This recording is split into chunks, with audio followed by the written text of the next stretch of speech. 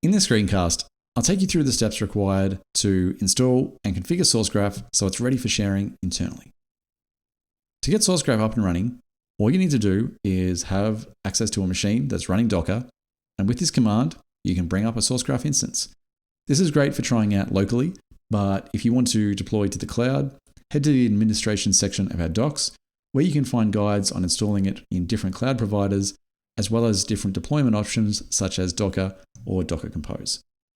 We're going to use just a single Docker container installation. And once you've run Sourcegraph and it's ready to accept connections, the next step is to go to your instance and create the initial admin account.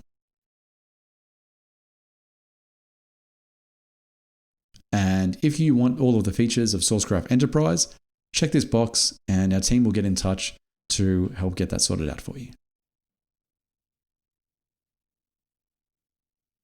Once the initial admin account is created, the first thing that we need to do is set the external URL.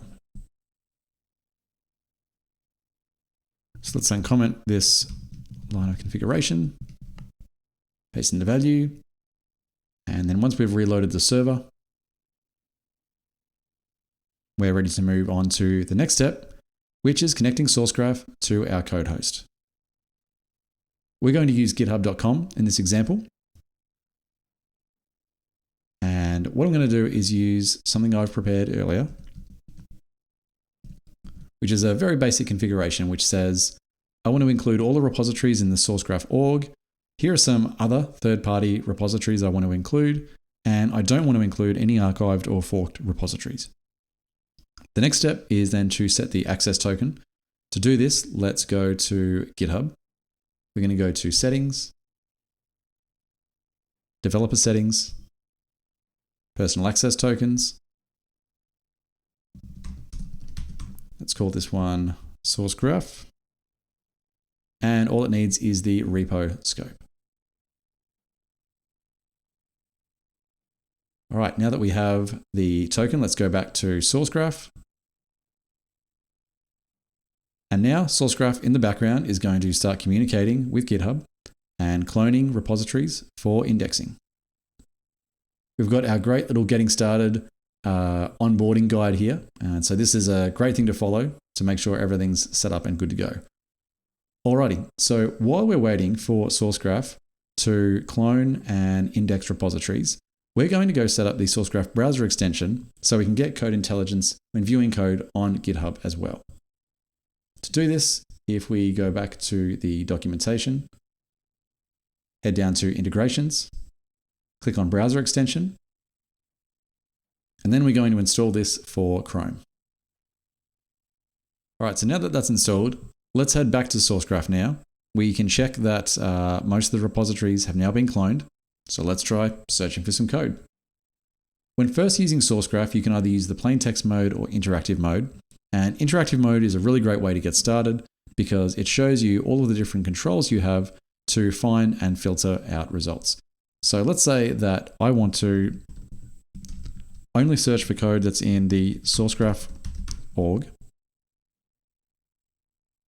I want to find all instances of auth-z, but I want to add a language filter, so I'm only seeing results for Go code. Okay, so now I've done a code search.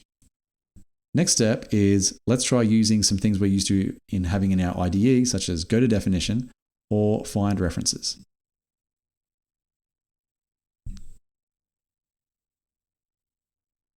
All right, so this is cool. But what about if we want to have this functionality, code intelligence and things like that on our code host? Let's go back to GitHub now. And now that we have the browser extension, let's configure it so it's pointing at our Sourcegraph instance. Once a connection has been made, we can now reload this page. And you'll see that we now have the same functionality that we have on Sourcegraph when we're reviewing code on our code host. So now that we've enabled code intelligence for our code host, the final step is to consider authentication options so we can share it with our teammates.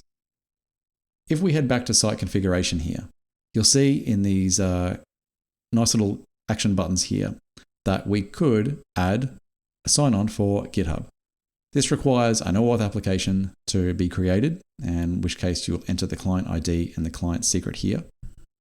Let's say that this has been done. Sourcegraph will need to be restarted. And then once this has taken effect, if we share this with a teammate so they could access Sourcegraph, now they can sign in with GitHub.